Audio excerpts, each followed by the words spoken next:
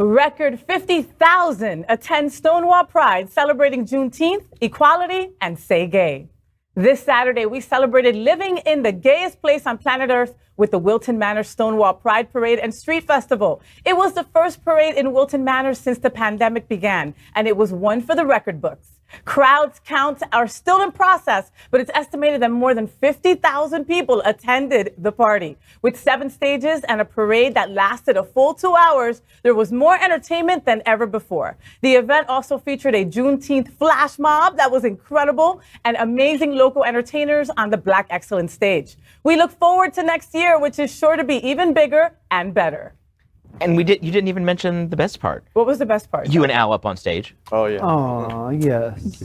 What troopers! It was a great performance, and also the show was amazing. The whole parade was amazing. It was amazing. The numbers were just remarkable. It was spectacular. Faye and I are on the main stage of Stonewall Pride, and we're doing this live broadcast in Roku and Apple Television, which makes it incredibly special. And literally, sometimes I feel like I'm just this old, jaded gay guy because I've seen everything. Look at that picture. I kept remarking over and over and over again. At one point in the parade disappeared with the crowds on both sides of the street. 20 people deep on both sides of the parade. I've just never seen anything like it. Frankly, in Florida, I've been to all of the major parades in Florida. I've never seen anything like it. It was a symptom of people wanting to come back to celebrate post-pandemic. And we've been talking about it, and we've kind of trying to be standing up, and our legs wobble a little, and then we fall down. And we've been through almost a year of that wobble and fall down. Saturday, we stood up, and the let's say gay and say gay everyone and were just incredible everywhere, and the signs and the inclusivity, like people were like making up for lost time in a big way, and there was just smiles everywhere you looked out, like and that parade, it was 2 hours long, but it didn't feel that way because it just went by, and it was organization after organization locally that we loved, but also like nationally we had such big supporters there, like Spirit. And and it was just a big corporate Amazon, and to have all those people in our parade, it was just like heartwarming. And the politicians and that we had speaking in support of us on our stage. It was amazing. And police, and sheriff's office. My goodness, the Broward County Sheriff just looked amazing and so supportive. And what a fantastic way to kick off this festival and this Pride Parade, by having senatorial candidate Congresswoman Val Demings speak. I was thrilled to be able to do the first LGBT embraced interview in South Florida. And she was standing on that stage and just hit it out of the park. Talked about why LGBT should not be afraid at events like Stonewall Pride. Talked about what's at stake in our rights, and how we shouldn't retrench from asking for what the dignity that our community expects.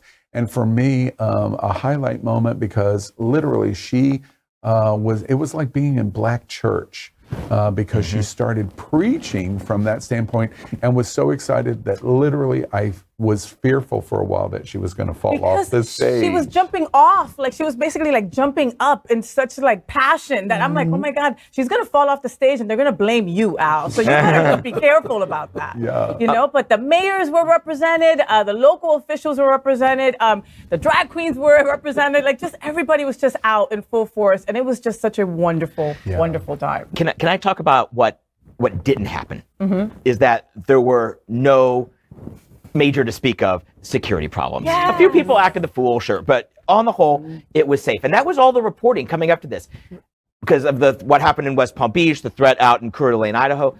So the cost of it is something that's still going to have to be addressed going forward, and we're going to have to plan for this. And I still am not sure if Wicked Manors is going to happen this fall, because I mean, it's just so expensive to put these things on. But I'm writing a rap for SFG, and I just got an email from Wilton Manors Police Department Chief Gary Blocker, and I asked if there were any last-minute threats that came up, and he says, this is a quote: "Our crime analysts worked diligently before, during, the event and during the event in search of anything of concern, and we are glad to report that no threats to our event surfaced. So, but it was a lot of work that you didn't see. Right. Yeah, you saw the police people in their uniforms and things like that. There's so much that goes into it, and it's expensive. So I'm glad it was a safe weekend, and I just hope that we're able to plan it out going forward for major events like this. And the number one closure thought about this Stonewall Pride, Wilton Manors, Fort Lauderdale can be very proud because literally from my seat,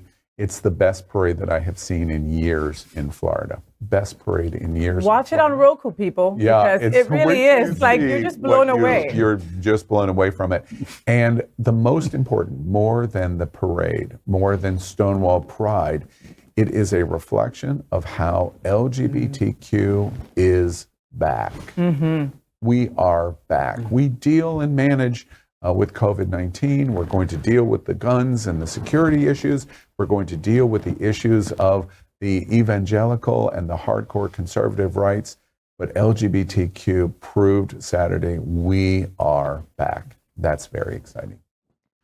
LGBTQ plus news is vital for our community and for the broader world as a whole. We have enough enemies at Fox News. Tucker, Sean, and Laura are loud. We need passionate allies. Happening Out Television Network, Queer News Tonight, and It's Happening Out are literally out of the closet and into the headlines. Our community needs your support.